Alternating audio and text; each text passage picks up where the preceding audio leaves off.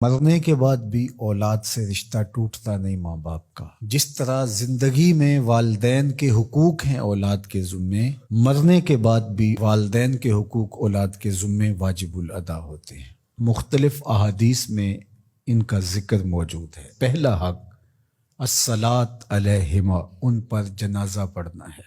تجہیز و تکفین تدفین اس کے زمرے میں آتی ہے۔ وہ اولاد خوش نصیب ہے جو اپنے ماں باپ کا یہ حق ادا کر پاتی ہے، ورنہ ایسے بد نصیب لوگ بھی ہیں جنہیں جنازہ آتا نہیں ہوتا اور ساری زندگی لوگوں کے جنازوں میں جا کے رسم ادا کر کے آ جاتے ہیں، اور جب اپنے ماں باپ انتقال کر گئے تو یہ دھوکہ پھر ان کے ساتھ بھی انہیں کرنا ہوتا ہے۔ تو وہ کیا سوچ رہے ہوں گے کہ یہ ماں باپ کے مرنے کے بعد ان کا پہلا حق تھا جو ہم نے ادا نہیں کیا۔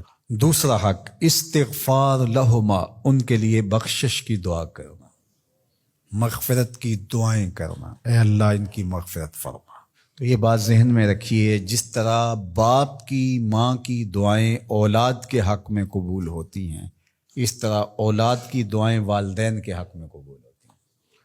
تو ان کے لیے استغفار کیا جائے۔ ایک شخص فوت ہوا اور اپنی بدعمالیوں کی وجہ سے قبر میں جکڑا گیا، تو بعد میں اچانک اس سے عذاب اٹھا لیا گیا کچھ عرصے کے بعد۔ تو بارگاہ عزدی میں عرض گزار ہوا، مالک میرے اعمال تو ایسے نہیں تھے کہ مجھے ان مشکلوں سے نکال کے کھڑکی کھول دی گئی جنت کی، تو کہا کہ تیرے مرنے کے بعد تیری بیوی کے ہاں جو بیٹا پیدا ہوا، تیرا بچہ پیدا ہوا، پھر اس نے اس کو پروان چڑھایا، اب وہ بولنے لگا اور اس کو وہ درس گاہ میں چھوڑ آئی، تو استاد نے اس کو پڑھایا، بیٹا پڑھو بسم اللہ الرحمن الرحیم، تو اس نے یہ پڑھا۔ مجھے شرم آئی کہ اس کا بیٹا مجھے رحمان الرحیم کہہ رہا ہے اور میں اس کو عذاب دوں۔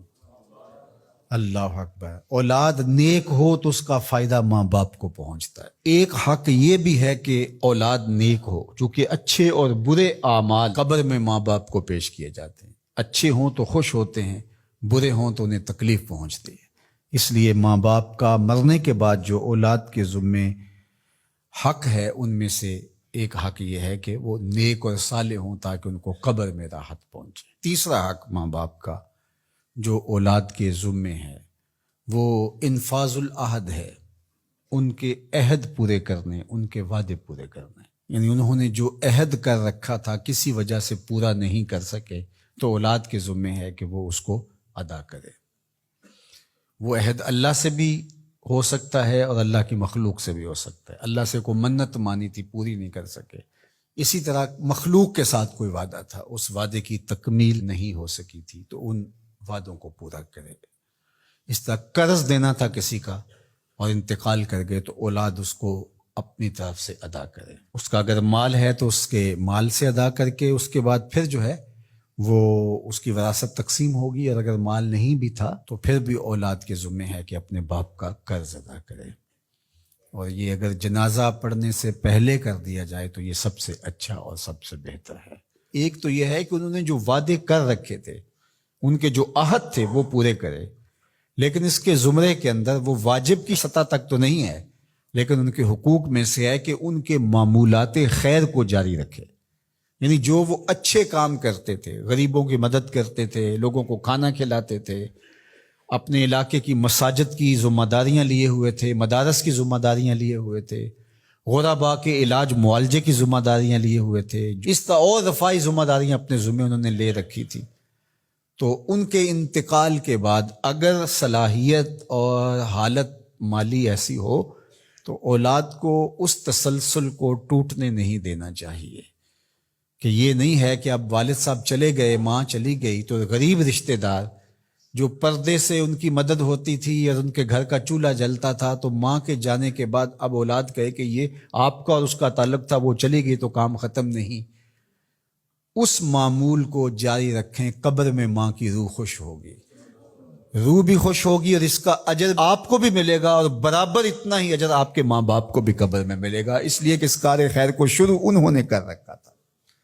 تو جو معمولات خیر ہیں ماں باپ کے، ان کو جاری رکھا جائے۔ چوتھا حق ماں باپ کا مرنے کے بعد جو اولاد کے ذمے عائد ہوتا ہے وہ ہے بر الاصدقاء، حسن سلوک کرنا باپ کے دوستوں کے ساتھ اور ماں کی سہیلیوں کے ساتھ.